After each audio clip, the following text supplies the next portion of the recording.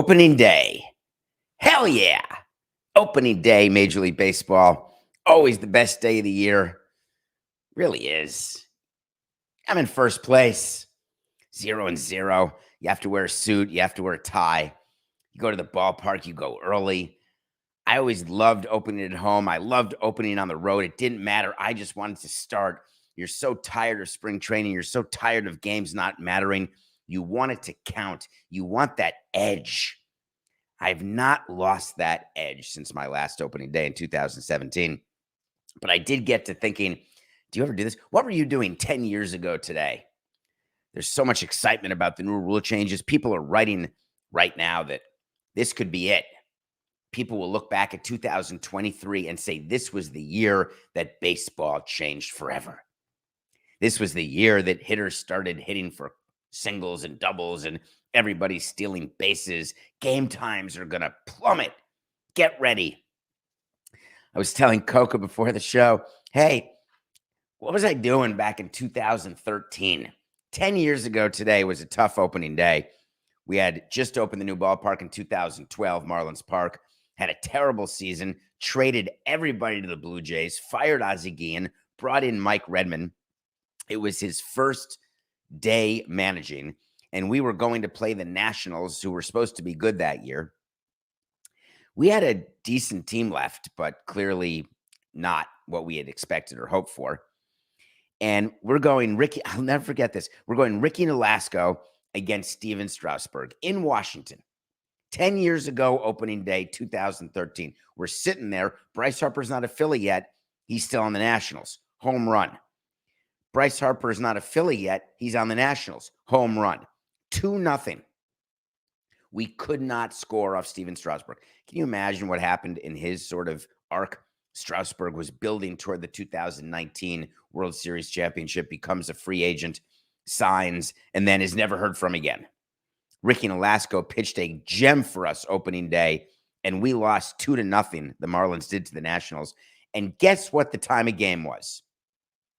2 hours and 10 minutes. And if someone said today that an opening day game is going to be 2 hours and 10 minutes, you're going to have a press release. MLB is ready. Average game time for opening day down 14 minutes from last year. Media is going to come up with tweets about it. Everyone's going to be trying to use what I like to call confirmation bias. We've got to show people that these rule changes with the new slogan, which is, what is it again? Coca, baseball's the best for us, or baseball is what it is, or it can't be what it won't be, or it should be what it's not. Here it is. Baseball is something else. I'll tell you what's something else. My indigestion before every game, that was something else. The amount of Tums and Gaviscon I would eat, that was something else. The amount of pumpkin seeds I would eat, that's something else. Hearing James Earl Jones's voice, that's something else. But a 2 hour and 10 minute game, that's the same old thing in opening day. So that's what I was doing 10 years ago. So teams are getting ready. It's 8 o'clock in the morning right now. We're live on Nothing Personal with David Samson YouTube channel. If you're listening to us, thank you. But if you're watching, thank you, thank you. Don't forget to subscribe. Did we ever get just to 12? With all of the excitement from joining Metalark and everything that's happened on the audio side, are we getting the pickup on the video side, Coca? Anyway, tell your friends to watch us every day at 8 a.m. and hit subscribe. We'll still do the 12,000 giveaway, but the next one we're going to have to do is like the 20,000 giveaway. And then 50, and then 75, 100, etc. Because at some point we got to catch Levitard at the very least, I would think. All right, we're only 22 away from what? 12,000? All right, so just find 22 people to subscribe, would you please, today, and then submit your name, and we'll figure out how to get a winner. All right, let's get back to opening day. So it's 8 o'clock, always up 8 o'clock opening day, especially if it's a 1 o'clock game. For a 1 o'clock game, the call time, which is what you use in theater, but there really is a call time. It's a report time is what's put on the board, but I always thought it was a call time. It's going to be about 4 hours before the game. Players will start coming in.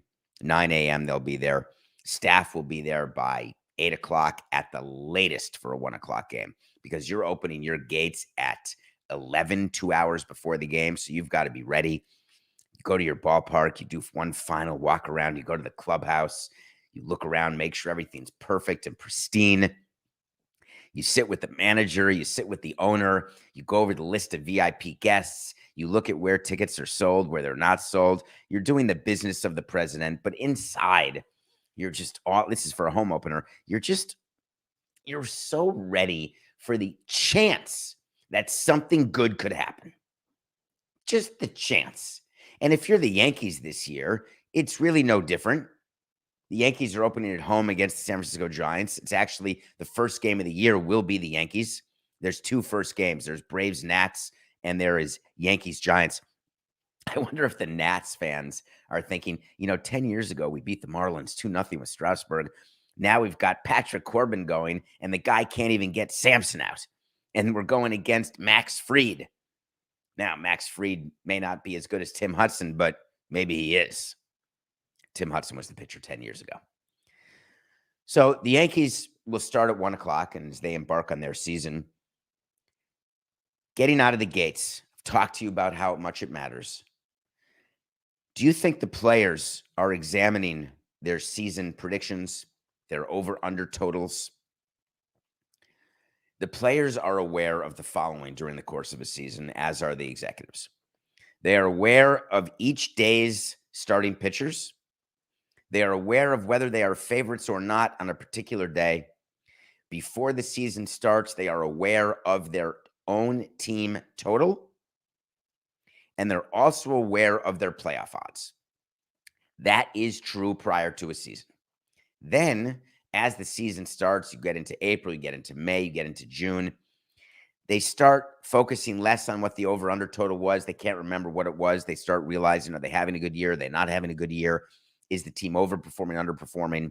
They are looking at the scoreboard. They're looking at the division standings, but not the playoff percentages. Then around the deadline, as you get into July and August, players start paying attention again. But the over-under for teams that people do preseason, the exciting bet that you should find on DraftKings right now, and you can look at all the team totals, that's something that teams are aware of only now.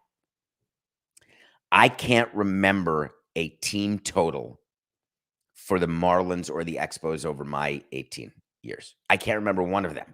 I don't remember how many times we went over our total, how many times we went under our total, but I can tell you what our team record was, but not the total. But I want to look at some totals. We do something here on Nothing Personal. We're going to give you a bunch of season wagers to do, and then we're going to have, of course, our picks of the day. Because we get to pick games today, baseball games. Whew. Although we won the basketball game again yesterday. Let's talk about the Yankees, okay? The Yankees have an over-under of 93.5 games. Under. Here's why the Yankees are going to go under. Because I picked yesterday the Blue Jays to win the division. And if the Blue Jays are going to win the division and the Yankees are going to go over, that means the Blue Jays have to win 95 games to the Yankees' 94 games. But the reason I have the Yankees winning under 93.5 games is you are going to go through this season and you're going to count with me the number of starting pitchers that are going to have to use and the number of starting pitches you've never heard of. Because while Severino may come back sooner than you think, Montas is not going to come back sooner than you think. You've got to always worry about regression with Cortez, and Garrett Cole is still a Cy Young favorite, but every year that passes, he's 1 year more removed from what his prime was. So when I look down their rotation, I worry. When I look at what the regression will be of their lineup, named Aaron Judge, I worry. The rest of their lineup, am I counting on a huge improvement from Donaldson? No. Under Yankees, 93.5. But do you know what's not going to be under for the Yankees? Their team revenue. That take the over. The Yankees announced something yesterday.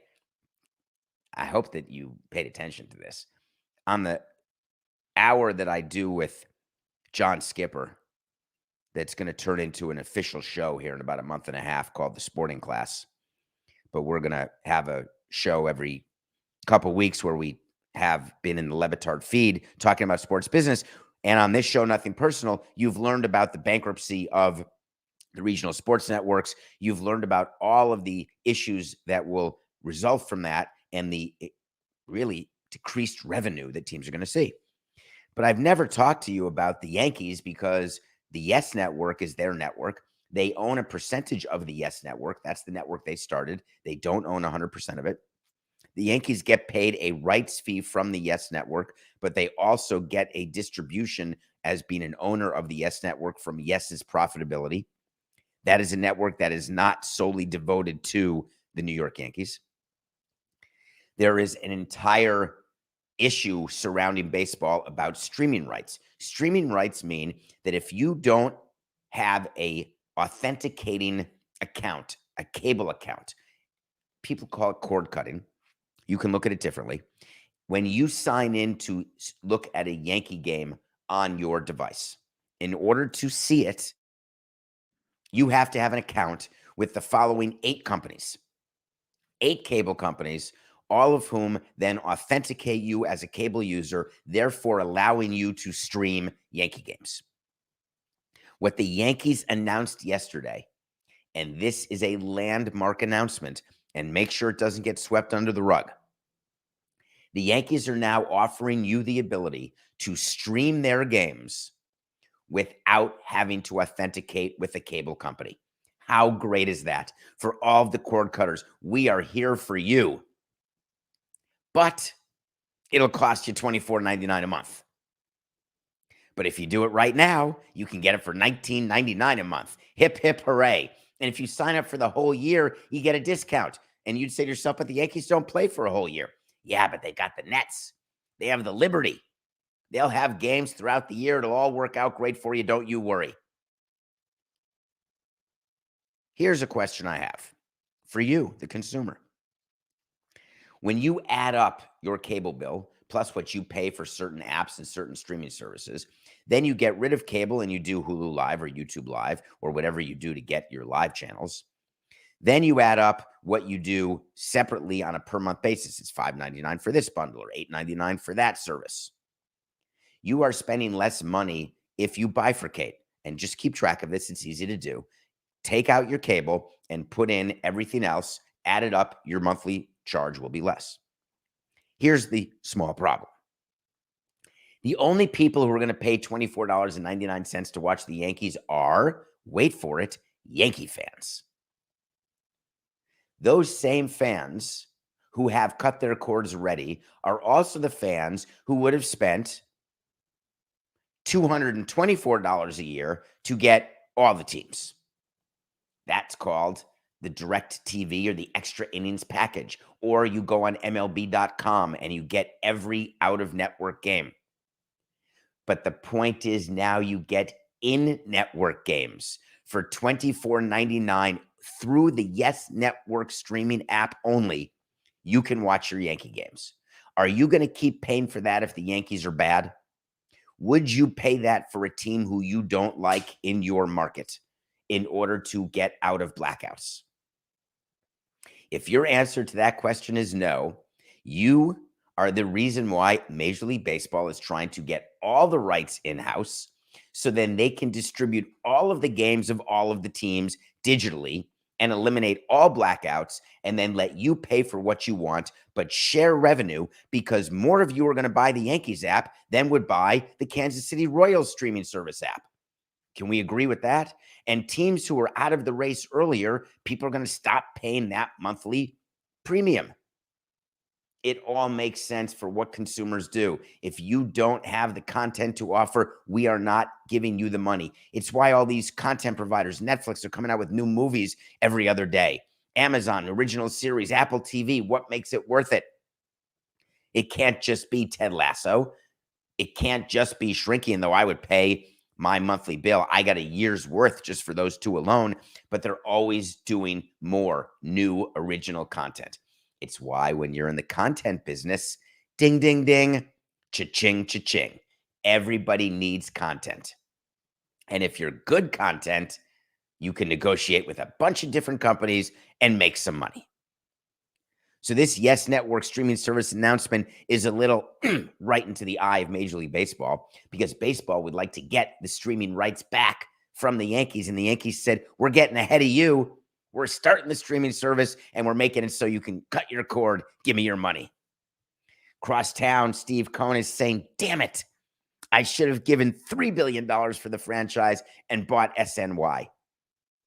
When Steve Cohen bought the Mets, he did not get the network that the Mets had started the same way the Yankees started. Yes, there is co-ownership of the team and the network. With the Mets, there is not co-ownership. The Wilpons still have their share of SNY, former owners of the Mets, and Steve Cohen has the Mets. He calls up and says, hey, are we doing a streaming service? And they'll say, mind your own business. It's not up to you. It's up to us. And when we do it, guess who's going to get the money? Not you, us. Steve Cohen could use the money. Steve Cohen is losing so much money this year that he looks at his team and says, I've got the same over-under as the Yankees. I guess it makes sense for the top two payrolls. The Mets over-under is 93.5. Here's the second weight to see. Mets are going under also. It's hard to win 94 games, and you're going to say, but David, they both won 100 games. Go to DraftKings and take the Mets and Yankees both to win over 90 games. You can do it. Mets 93.5 under. Why do I say that?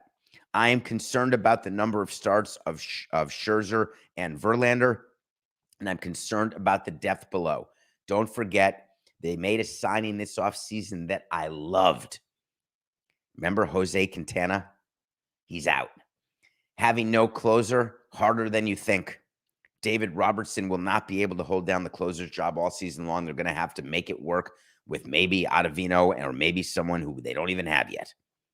Mets under 93.5 games. Can you imagine when you have when someone owes you money?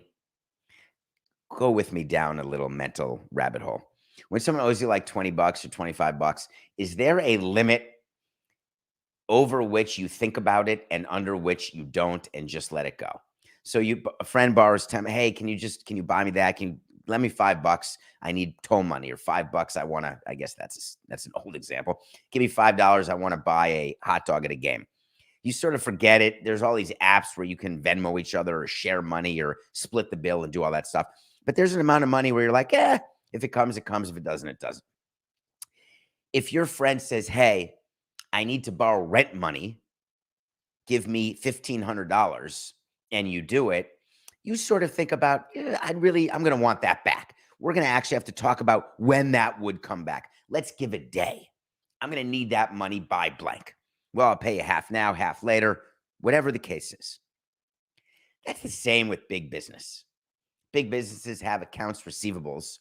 And if you owe a business, $1.99, we're going to bill you, but we're going to eventually send it to collections. But it's going to be in a category that's given to me by the CFO in sort of collectibles, and it'll all be put together into a bigger number, and it won't be broken down, and I won't think much about it. But if we have a sponsor that owes us $1 million for the sponsorship, that's a list that I get before opening day. Here's the companies who have not paid, and you go to those companies and say, hey, we're going to take your name off the wall. We are not going to run your ad during the seventh inning behind the plate. We're going to take your name off the ribbon board.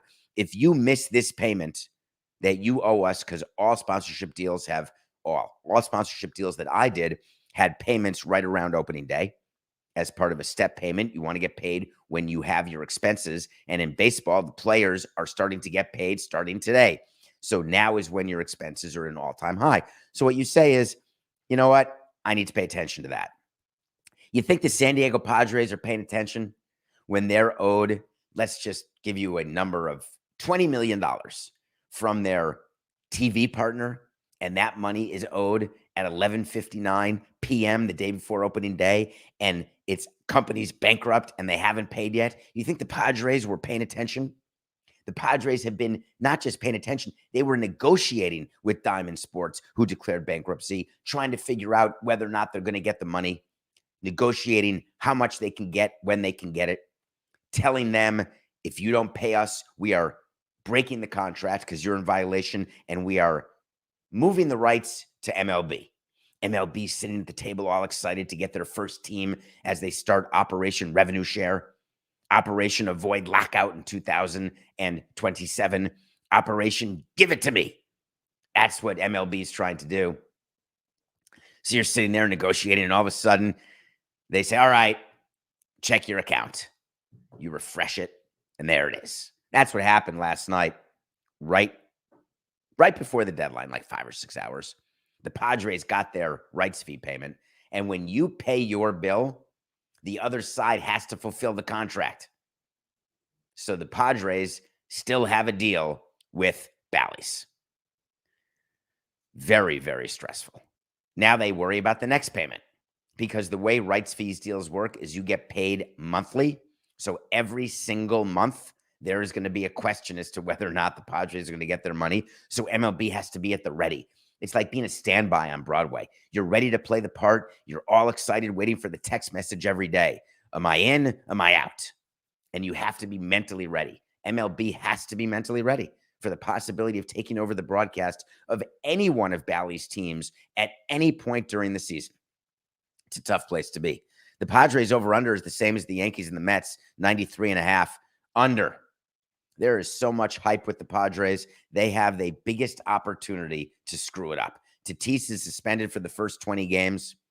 They've got depth. They've got a decent pitching staff. I'm not a huge opening day Blake Snell guy. I don't view him as the number one starter. All of that said, do not sleep on the Dodgers. Take the Padres under. Who else can we give you as a way to see? Oh, we got to talk about the Angels, don't we? Angels, 82.5. I'm sorry. You know where I am on this. You listened to yesterday's show. Under. That means that they could finish 500, 81-81, but I'm predicting another sub-500 season. They are in a very tough division. They play that division fewer times, but still, even with a balanced schedule, it's going to be hard for the Angels to do it. Take the under. All right, what about the Cardinals? I've got them as an over 88.5. You may want to book that one. The Cardinals are not favored by as much as they should be in the Central Division. I am so bearish on the Brewers, sadly, and so bullish on the Cardinals that I believe the Cardinals win this division with well over 90 wins. As a matter of fact, that is the one I'm most comfortable with, is Cardinals 88.5 over. Two little other crazy bets. Can we do that, Coca? Two other weights to seize. You can combine teams, and then you can say what's going to happen. Look at this one. Diamondbacks, Orioles, Marlins. Three teams that you're not thinking much of. Three teams that don't have much of a chance, but three teams who are good enough to make some noise. Diamondbacks, Marlins, Orioles. All three of them are going to win 72 or more games. So write that down. Diamondbacks, Marlins, Orioles. All three will win over 72 games. And if you bet it on DraftKings, that's a plus 150 bet. I am booking it. The Marlins showed yesterday their new uniform patch. Did anyone see that? When you're a team, you know what our job is. We have to maximize revenue. We'll sell anything. We will sell spots on the field. We'll sell spots on the wall. If the Boston Red Sox can sell advertising on the Green Monster, if the Chicago Cubs can sell advertising in the ivy in the outfield, nothing is sacred. 20 years ago, it was don't make major league parks look like minor league parks. Don't have too much signage. Get fewer signs, but charge more so there's more of an exclusivity. That was the plan for Marlins Park when it opened. We wanted fewer partners paying more so it would look less cluttered. And then you realize that you can make more money by having more people pay less than fewer people paying more, because usually that math could work in a restaurant business or in some business where if you charge enough per meal, you can have fewer meals per night to make the profit you want because you can control your expenses. You don't need to buy 100 meals worth of food if you're serving 50 meals. In baseball, your payroll is going up and up, and you need new sources of revenue. It's not a surprise why streaming is happening, why the Yankees are charging what they charge. You charge as much as you can for tickets. You do studies. What is the maximum we can charge for this area? Dynamic pricing basically tells you where the market is. Baseball is now allowing teams to put uniform patches on. It's going to be helmet decals coming up after this year. Watch, wait, and see. The Marlins put on a huge ADT patch. I get it. I would not care about the aesthetic. Our owner, who had an eye for art, would always care about how the signs looked in the building. And I would always say to him, if the other side is paying you, then let them do what they want. And he would say, but I want it to look good. And I would say, I get it, but it's their money and it's their logo. Well, can we change their logo? No, it's their logo. ADT has a logo. There's nothing you can do about it. Don't complain about it. The Marlins have the third highest payroll they've had in their history of the franchise. They're going to be looking at ways to get more money. It's not the end of the world. The only thing they did that I took issue with, I mean, they do so many things, but they're trying. They did a tweet to announce it, and they said making history alongside ADT. And that just made me smile. They said that ADT becomes our first official jersey patch partner. And ADT would want that. They'd want sort of that tweet. They'd want the social media acknowledgement. But I think that you have to be careful when you're dealing with changes, right? You don't want to talk about the fact that you're making history, because I would always say I'd rather make history on the field. I'd rather not show off the fact that I'm making history with a partnership off the field. It's the Your Mark school of running a team, where you stand up and do press conferences and announce partnerships and all the things that you're doing with reckless, total indifference or disregard to what the amount of those partnerships is. But you think the good PR is going to help raise your brand and raise your sort of awareness in your market. It doesn't really work that way. It's the money that matters. If you're giving away your jersey patch, you only get to do it once. You better make sure that you got the value. You can actually hire companies who can help give you the value, but MLB is the best help because they know what the other teams are getting. Shh, don't tell anyone. They know what the other teams are getting, so you can know where you slot in. What else? Let's keep going. Astros, Dodgers, Braves. I love that DraftKings is doing this. Can we do this, Coca? Astros, Dodgers, Braves are all over 90 wins. You get plus 175. The Astros are definitely going to win over 90. The Braves are definitely going to win over 90. The Dodgers, you may be saying they may not. Their payroll went down. Forget it. You guys are being suckers. All three of those teams will win over 90 games, and we're going to get plus 175 for that, Coca. Book it. Astros, Dodgers, Braves, all over 90 or 90 plus, which means if they go 90 and 72, we win. That's plus 175. Yummy. It's 8:27, 9:27, 10:27, 11:27, 12:27. 4 hours and 38 minutes from now. All right, let's take a break. We come back. I still watched a movie yesterday, and then we're going to talk a little bit about what's going on with minor leaguers in baseball. A huge announcement was made, and for all of you who have been waiting for a union with minor leaguers, so excited that the players are finally getting represented and how great it's going to be for them, the announcement last night was for you. Or was it? We'll be right back.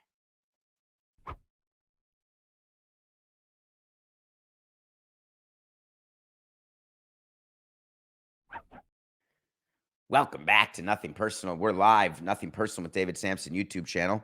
Also, wherever you get your podcasts, please subscribe, rate, review, tell your friends about us. Give me movie suggestions. I'm embarrassed to tell you what I watched this week because I should have watched it prior to the Oscars and I was not able to get to it. It was a documentary nominated for Best Documentary called All the Beauty and the Bloodshed. It is now available on HBO Max. It is the story of Nan Golden. Nan Golden is a woman who became addicted to opioids. And it is the story of what she did in an attempt to make the Sackler family accountable for what they were doing. It is a staggeringly interesting movie on a subject where we've seen Dopesick. We've seen all sorts of stories about the Sackler settlement, about the fact that they were held personally not liable. They were able to pay a fee of billions of dollars, but not for long enough that the interest on what they currently have will pay for it. All the accountability that you would hope to get from people who knowingly produce something that is addictive and then lied about it being addictive. This documentary hurt so many people I know and so many people I don't have been impacted by the opioid crisis. And I'm not just talking about baseball players. I'm talking about people that you know, famous, not famous, Everybody's famous to their own family, right? Isn't that the case? It is not an uplifting documentary. It is a documentary that will make you angry. So I hate to suggest that you watch something that won't feel good, but many of the things I watch don't make me feel good, and I use it as a way to help myself feel better, help myself take responsibility, help myself learn something that I didn't know. This documentary will teach you things you did not know. Show what people can do. Activists, what can you do? With all of the shootings that are going on, with all of the overdoses, with everything that's bad, we all tend to say, I can't do anything. I can take care of my own little area, and that's the most I can be expected to do. And for me, that is good enough if you're doing that. If everybody did that, we'd be in a far better place as a country, if not a world. However, there are select few of you who are watching who may get the spark by watching this documentary. If you're a fan of Nothing Personal and you watch this and you get the spark, you'll know you have the spark when something hits inside you that you change what you did today, tomorrow. That you change how you think today when you wake up tomorrow. That somehow the light goes on. That is why these documentaries matter to me, because one day, every day, somebody's light goes on. And that is what leads to change. When enough lights go on, when enough people change their behavior, when enough people are not overwhelmed by the problem, problems have a way of being dealt with. All the beauty and the bloodshed. Please watch it.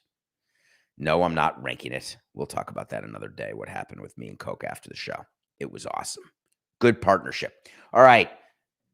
Do you remember when the minor league players were told that they were going to form a union and MLB said that they would do it? And I went on record on Nothing Personal. And I said, yeah, Rob Manfred's more than happy to have the minor league players in a union. They're going to negotiate a CBA. But believe you me, this will not benefit minor league players. Just you wait. Owners of any company, when their employees form a union, go look at Starbucks if you want. Go look at any company, I don't care which. When their employees are allowed to form a union and do, there are impacts, financial impacts, not PR impacts. What was announced yesterday is one of the great PR announcements of all time. A great PR announcement is when both sides can take credit for something and it looks good for both sides.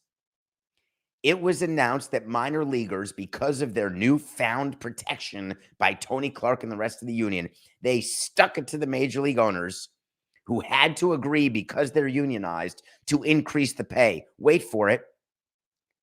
If you used to be making $4,800 a year, you're now making $19,800. If you used to be making $11,000, you're going to be making $26,000. If you make it to double A, that means you're a good prospect. No, it doesn't. Instead of making $13,800, you're now going to make $30,250.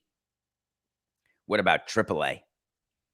Do you see how weird it is? AAA, $35,800, up from $30,250 in double A. You get a $5,000 increase. AAA players used to get $17,500. Now they're going to get $35,800. Do you know what that means? That means that all of the veteran players who used to be stuck down at AAA for depth, we're going to have fewer of those. Minimums are going up. Celebrate. Release. PR. Guess what? In little tiny print, it became known that something called the reserve list has gone down. A reserve list is the minimum number of players that you have to have in your organization. Just FYI. The union, as part of this, has agreed to allow MLB to trim the reserve list to 165 down from 180. That is 15 jobs that are gone, and we're just starting. Exactly what I told you would happen. The increase that these players are having is going to be dulled by the fact that fewer players are going to be made available to have the increase. You don't think that it's just math? That's all these negotiations are. You take the number of players and what they were making versus the number of players and what they now have to make under the new minimums, and you add it up and you say, okay, we're now giving an extra blank to our minor league players, which means we've got to have a savings of blank somewhere else because we're not going to spend more money on minor league players. I'm telling you that right now. There are not 23 teams in baseball who gave MLB the permission to just start giving money away to minor league players. It didn't happen that way. The amount of money that we spend on players who are never going to make it, we are not going to spend more money on those players, and we know who you are. And you think the union is protecting you as a minor league player by giving you these increases? I think it's actually tragedy what they're doing. I think that the union that was meant to protect these players is hurting these players because now they're getting this big raise in their mind and they're saying, you know what, let me hang on. I'm now making $35,000 for my 6 months of work. I'm going to hang on to the dream and hope I can become a major leaguer because then I can make $750,000 or $1 million or go to free agency and get rich. We hold it out there. Why do you think we only show you commercials of people who win the lottery? Standing there with their check of $100 million or $2 billion.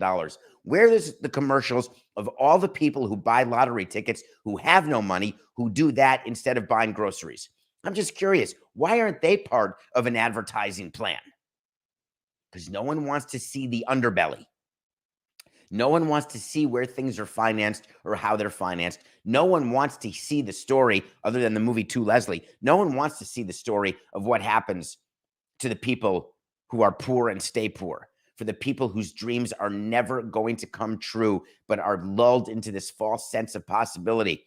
All you need is $1 and a dream. That's the damn slogan from the lottery. $1 and a dream. Who do you think they're talking to? Me?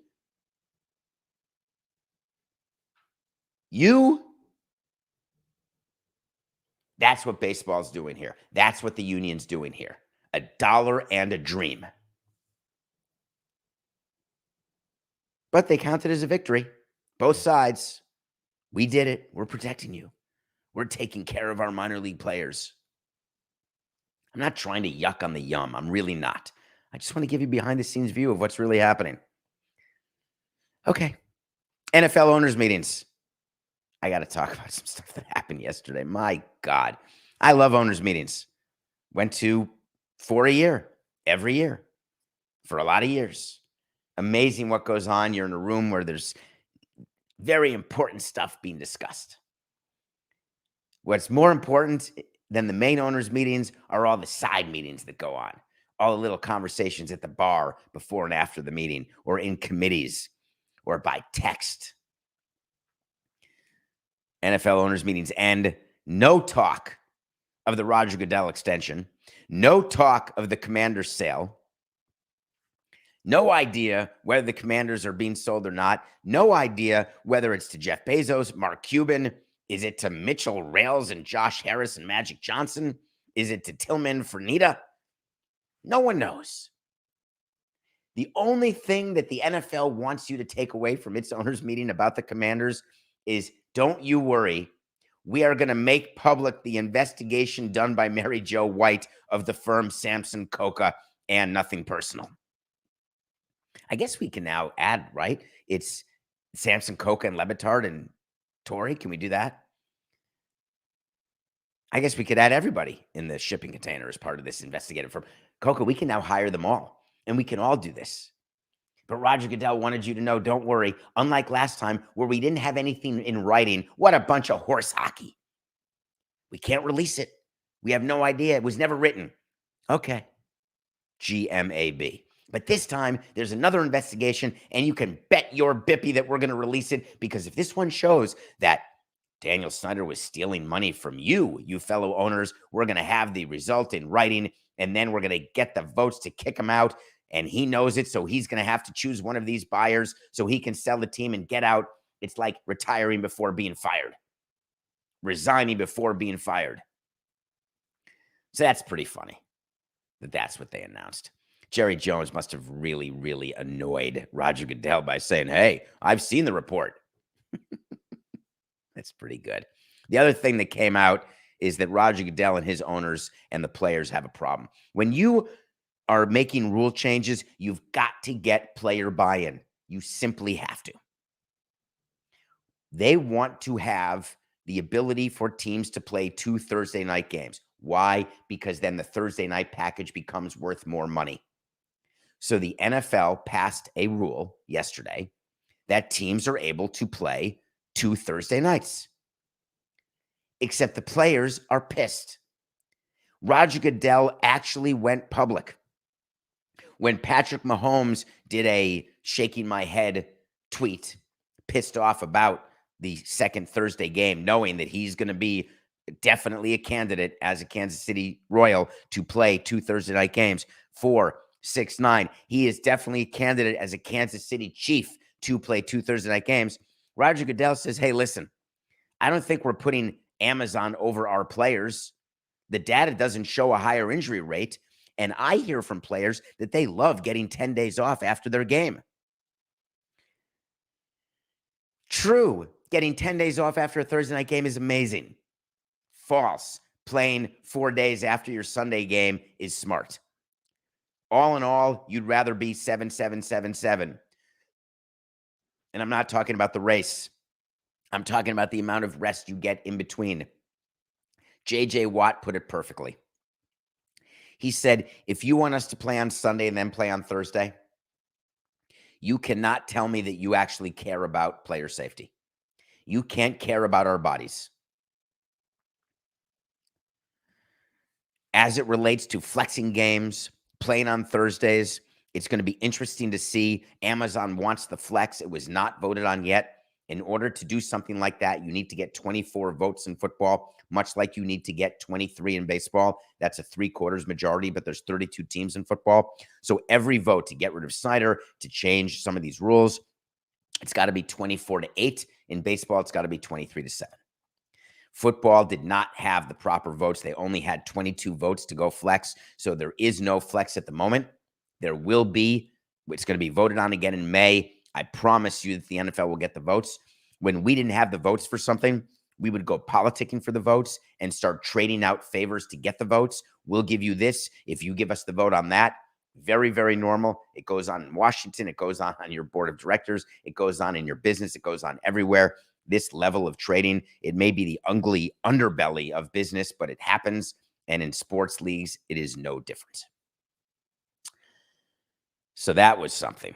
You know, when you come out of an owners meeting, you're supposed to tell the owners what you're going to say because the commissioner always meets the media, and you're supposed to be sort of have a connected tissue of PR. It's very hard for Roger Goodell right now. It's like herding cats.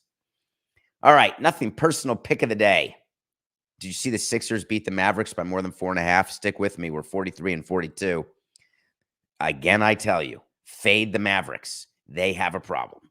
I think they're now 3 games under 500 with their big 2 of Luka and Kyrie.